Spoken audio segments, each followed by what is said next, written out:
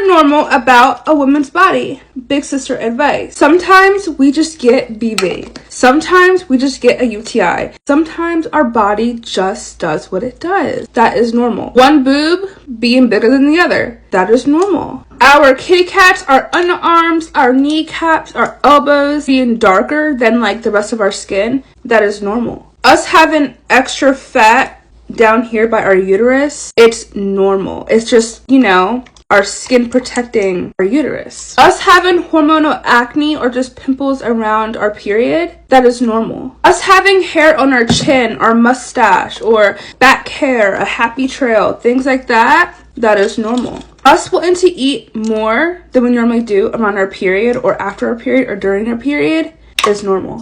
Our bodies naturally cleaning us out, aka discharge, is normal. And I'm just your big sister here to deliver the advice, okay girl? Love you. But you don't want stinky little crusty little toes. Don't sleep in jeans. I've seen a couple of you. You like to sleep in jeans. You think they're comfortable. Don't sleep in jeans. You're gonna get an itchy little yeast infection. Don't sleep in mascara. Don't sleep in mascara. Don't even sit in my face and try to sleep in mascara. You're gonna get a sty. You're gonna get an eye infection. Hey, we've all been there. It's okay. Just try to stop doing that. When you're wiping your tushy, please make sure you're wiping front to back. And never back to front. I said this before, and a few of you were talking about you wipe back to front and why it's okay. It's not okay. Wipe them separately if you need to. Avoid at all costs scented products on your hoo-ha. All costs. Try to avoid it always. You might think, well, I'm not really sensitive down there. Well, it never has bothered me before. There will be a day. There will come a time where it will bother you. And it will be itchy. It will be uncomfortable. It will throw off your pH balance. Similarly, do not do the nasty with someone who just worked out. You're gonna get itchy and stinky. Oh, and don't even get me started with sexy time on the beach. Sexy time on the beach is the opposite of sexy. You're feeling frisky, you're feeling silly, you go to the beach, and you end up with sand up there. And guess what? You gotta go to the doctor. There are other solutions, and he's probably lame anyways. Go home. I know girl room is a thing. We love to make our room messy. We're girls. We have our clothes everywhere. But please at least make sure you're cleaning up the food in your room. Don't want bugs. If you live in an old house like me, you're gonna get bugs. You're gonna get bugs. Here's some advice that is not hygiene related, but you need to hear it. Code is still a thing. If your friend dated someone and they've asked you not to talk to them, please don't talk to them. You're hurting their feelings, you're being a little bit messy, you're sacrificing your friendship. In that same vein, when you have a female friendship, it is so important to nurture that friendship. Female friendships are so important as a woman. There's something healing, there's something safe about it. Just please, if you're one of those girls that are like, I don't have girlfriends, try to find some girlfriends. Spend some extra time with your girls. Find people who have the same interests as you. When you look at yourself in the mirror, stop telling yourself mean things. In fact, purposely tell yourself nice things every time you look in the mirror. And if you're not feeling so hot that day and you're looking at every outfit you've ever looked at in your entire life and you keep ending up back at outfit 1, here's a trick for you. Look at yourself one time in the mirror before leaving. And then leave. And then don't look in the mirror. No one is seeing what you are seeing. Okay? You're sexy. I love you. Bye. So you have your labia, you have your outer labia, which is like the outside lips. When you look down, you see your lips, that's your outer labia. When you spread your labia open, your lips, that's your inner labia, right?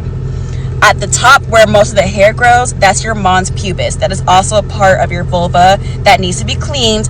It can accumulate odors, it can accumulate sweat, so it can accumulate odors. Your clitoris, as well as your urethra, are all a part of your vulva.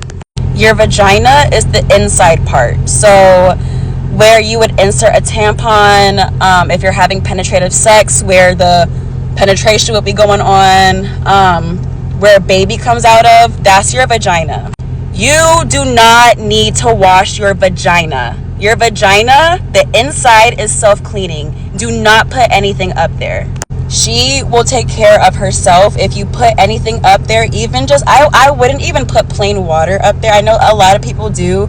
Me personally, I don't do anything to my vagina. I let her do her thing, and she's been perfectly fine. Your vulva, on the other hand, does need to be cleansed daily. If you can't shower daily, at least every other day. And if you're not showering, at least wipe up with water wipes, baby wipes, or witch hazel wipes, please. When you're washing your vulva, you want to wash your mons pubis, which is the top part. Remember where I told you where most of the hair grows? You need to wash that thoroughly. You need to wash your outer labia thoroughly. You need to wash your inner labia thoroughly. You need to open up your lips and actually wash your inner labia. That is not your vagina. You can open up your inner labia and wash it. That is not going inside of yourself. That is just washing your outer and inner labia, okay?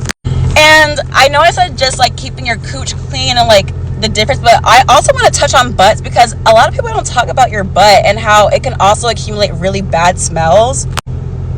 Just like your coochie can get musty or sweaty or just nasty after a long hot day, or you just been like sweating all day, your butt is even bigger and even darker and holds more, like it holds more smell. So you need to make sure you're scrubbing your butt.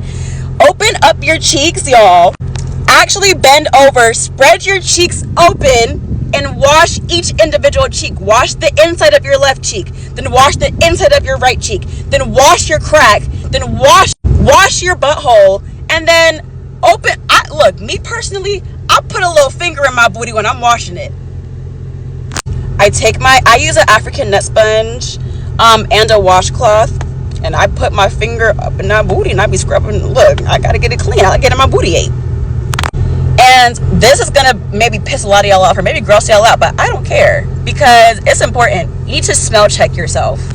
And the way you do this, the way I do it, you take a finger, make sure it doesn't smell like anything beforehand. If it doesn't smell like anything, put your finger in between your labia, rub it all around on your outer labia, and take a whiff. See how you smell. Same thing with your butt. If you want to see if your butt is fresh, take your take your finger, swipe it up your crack a few times, swipe it on your inner cheeks, and sniff. How that smell? Would you eat it? Would you want to lay near it? No? Wash it again. When people say this beauty tip is going to change your life, well, this one actually will. Personal hygiene tip 101. If you use this face wash on your underarms, you won't even need to wear deodorant. Leave it on for a few minutes, kind of like a mask, and then wash off. It kills the bacteria that causes your sweat to smell. Get the 4%, not the 10%. This is the exact percentage you need for the underarms. These are realistic tips I wish I knew as a teenager. I've been seeing it go around. Have been unrealistic, because what teenager you know is drinking chlorophyll? Definitely wasn't me. And things I wish I knew like as a freshman in college too.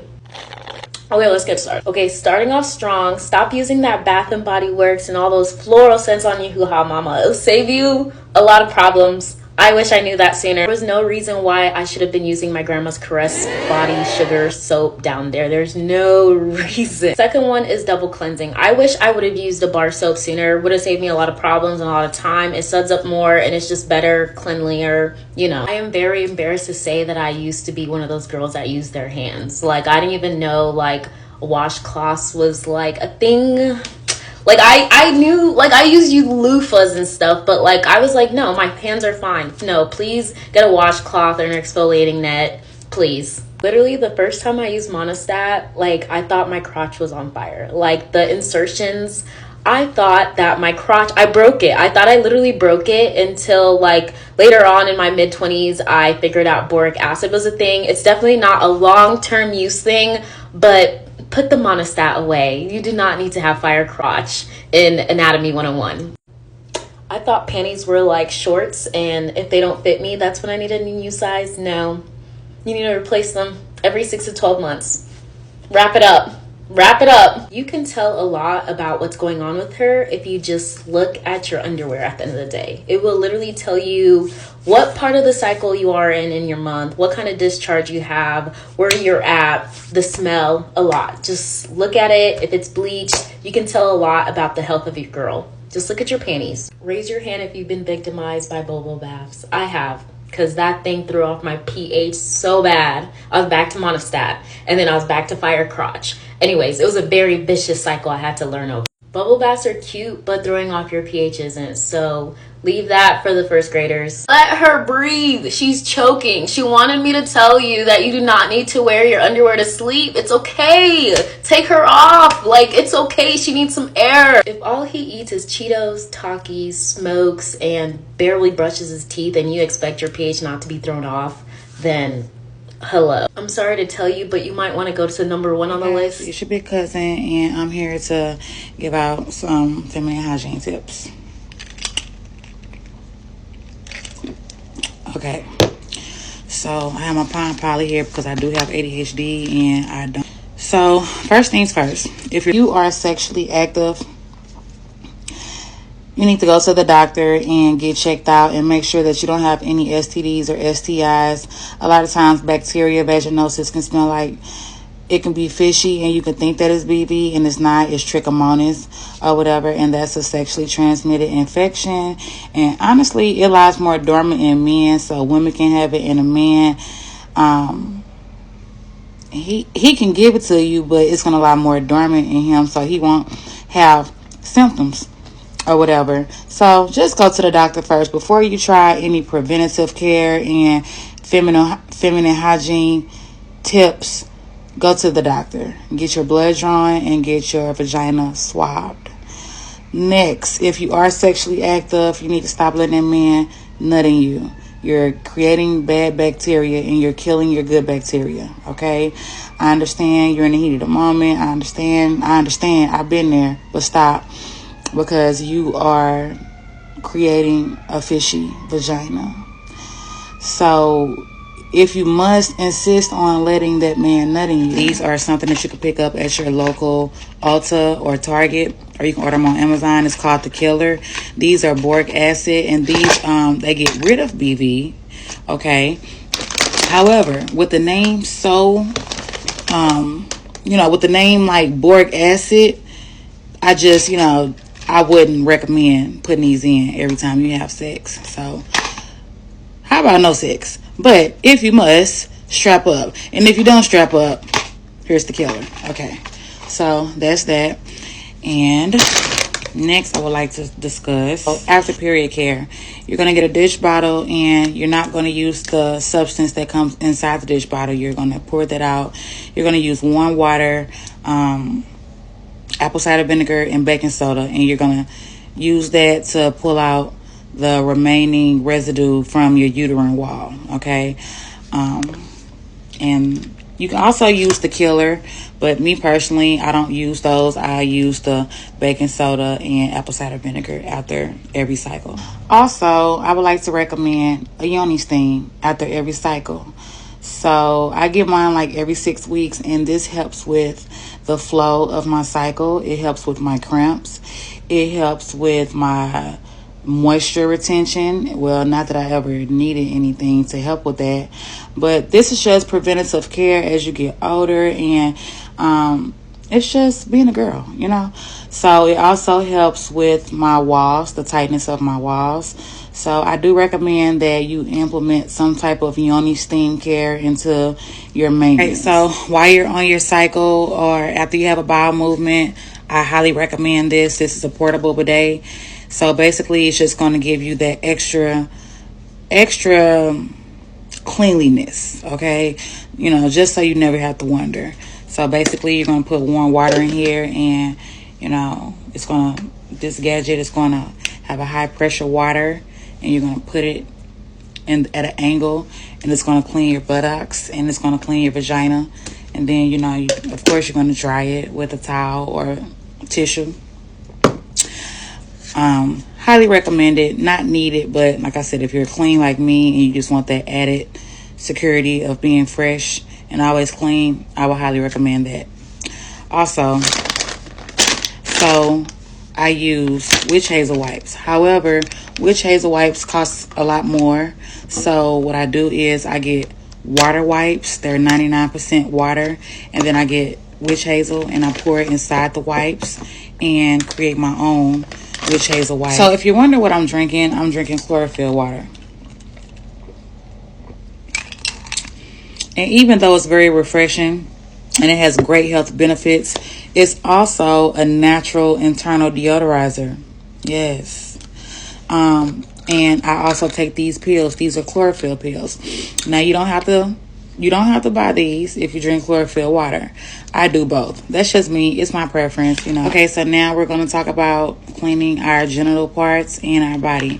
So I use a white towel, and I use Dove Sensitive Skin, fragrance free. Me personally, I don't use any scents down there. I don't recommend it. The doctor doesn't recommend it either. It doesn't have to be Dove. It can be an off-brand. Just make sure that it's fragrance-free or sensitive skin. I use a white towel. Now, there is a controversy on here, and a lot of people use the African net. However, I'm a millennial, and I do wash my towels every 24 to 48 hours. I keep my washer on every day, and the towels are a load that gets washed every day. So I wouldn't say don't get the African net, but me personally, I'm clean, so I wash my towels every day, so I use white towels. I don't think that I have to tell people how many times to wash their body. You just wash it until you clean. I do think that I should tell people that when you get out the tub that you should dry, okay? A lot of people say that you can air dry. It doesn't matter how you dry. Just make sure that you're dry. And when I say dry, I don't mean just take a towel and just wipe off. I mean dry every crack and crevice. Dry your butt. Get in between your lips. Get in between your vagina. Dry it, okay? You're not in a rush. You're never in a rush when it comes to your hygiene.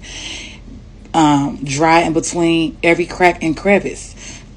Excuse me. Dry between your toes. Dry up on your own. Dry it. Dry.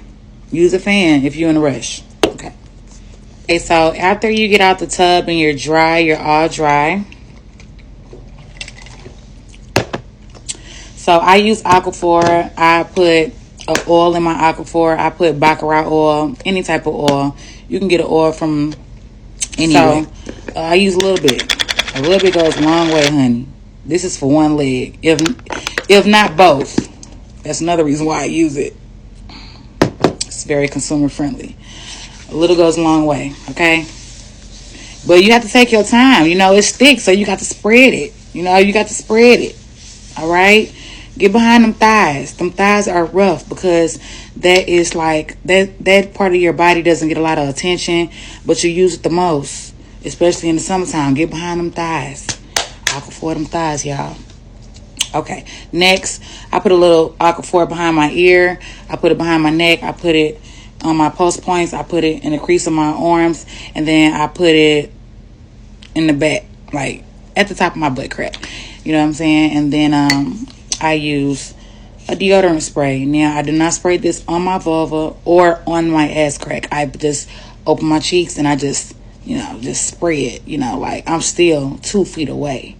You just giving it a little added security, so it won't get musty or whatever. And then I love this deodorant.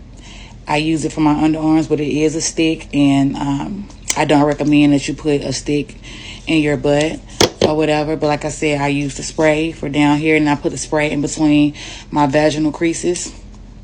And then you go in with your perfume. Me personally, I layer it. You just make sure you put it on your pressure. I can't even get it out. Put it on your pressure points. Okay. All right. So you want to keep your toothbrush in keep it enclosed. Okay. Or I see TikTok has that thing where it sanitizes your toothbrush before you use it.